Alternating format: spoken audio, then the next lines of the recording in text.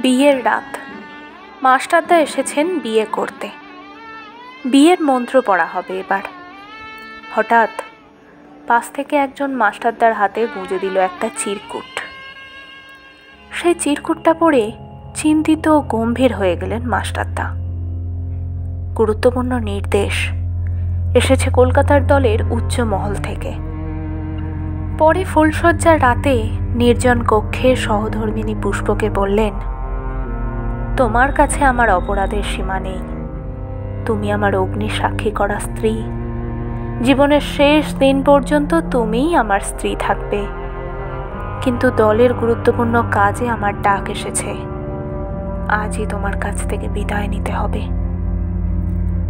অশ্রুসিক্ত নয়নে বিদায় দিয়েছিলেন নববিবাহিতা স্ত্রী পুষ্প।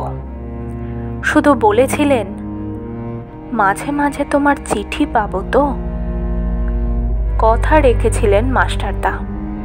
চিঠি আসতো পুষ্পর কাছে, খুব গোপনে। সে চিঠি শুরু হতো স্নেহের পুষ্প দিয়ে, আর শেষ হতো তোমারই সূর্য দিয়ে। আর দেখা হয়নি স্বামী স্ত্রীর। হয়েছিল সেদিন, যেদিন পুষ্প নিউমোনিয়ায় আক্রান্ত হয়ে মৃত্যু পথযাত্রী, আর সূর্য সেন জেলে বন্দি। প্যারোলে কয়েক ঘন্টার জন্য ছাড়া পেয়ে স্নেহের পুষ্পকে দেখতে এলেন মাস্টারদা।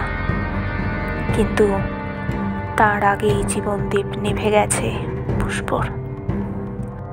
আমাদের মহান বিপ্লবী মাস্টারদা সূর্য সেনের এই অজানা জীবন কাহিনী আপনাদের কেমন লাগলো অবশ্যই আমায় জানাবেন আমার কমেন্ট বক্সে।